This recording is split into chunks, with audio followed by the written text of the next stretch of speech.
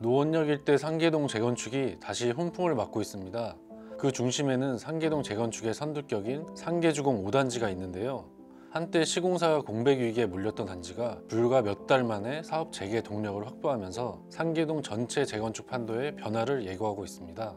상계주공 5단지는 상계주공 15개 단지 중 재건축이 완료된 상계주공 8단지 다음으로 재건축 속도가 가장 빠른 단지입니다.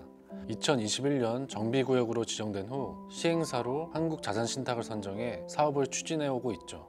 이곳은 전용면적 31제곱미터 단일평형으로 19개 동 840가구 규모로 구성됐습니다. 재건축을 통해 최고 35층 996가구 규모 단지로 탈바꿈할 예정인데요. 서울 지하철 4.7호선 노원역이 도보로 5분 거리에 있습니다. 사업 속도와 입지 규모 등에서 노원구 재건축 시장을 선도할 사업지로 꼽힙니다.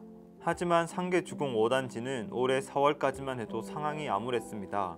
하나, 현대엔지니어링, HDC 현산 등 유력 건설사들이 잇따라 발을 빼며 단독 입찰조차 불투명했는데요. 문제는 구조적인 사업성 부족이었습니다. 임대주택 비중이 높고 일반 분양 물량은 4가구에 불과했습니다. 시공사 입장에서 수익을 기대하기 어려운 구조였는데요. 여기에 대지 지분이 작아 조합원 분담금이 매우 높았습니다. 전용 84제곱미터 기준 분담금이 최대 7억 원에 달한다는 관측도 있었죠. 당시 실거래가보다도 높아 조합원들이 집값보다 비싼 분담금이라는 반발을 쏟아냈습니다. 결국 기존 시공사였던 GS건설과 계약이 해지됐고 60억 원 규모의 손해배상 소송까지 이어졌습니다. 정비사업위원장 해임 추진 등 내부 갈등도 겹쳤습니다. 그야말로 시공 리스크, 재정 리스크, 내부 리스크 등이 모두 겹친 상황이었죠. 5단지의 반전의 계기를 가져온 건 바로 서울시의 사업성 보전개수였습니다. 2023년 8월부터 적용된 이 제도는 사업성이 낮은 단지에 더 높은 용적률을 적용해 임대주택 비중을 줄이고 일반 분양을 늘릴 수 있게 해줍니다.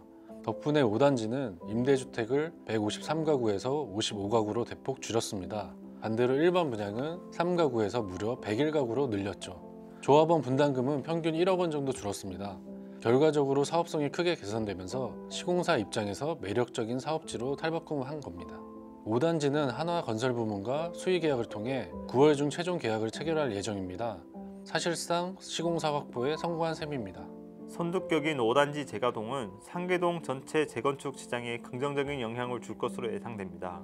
상계 1단지는 안전진단을 통과해 정비계획 수립 단계에 들어섰고 상계 2단지는 신속통합기획 자문 신청을 위해 주민동의서 확보 작업을 진행 중입니다. 상계 3단지는 신통기획 자문 신청 요건을 충족해 정비계획 수립에 착수했습니다. 상계 주공 6단지는 최고 49층 높이로 3,676가구 규모 재건축 계획안을 서울시에 공식 제출했는데요.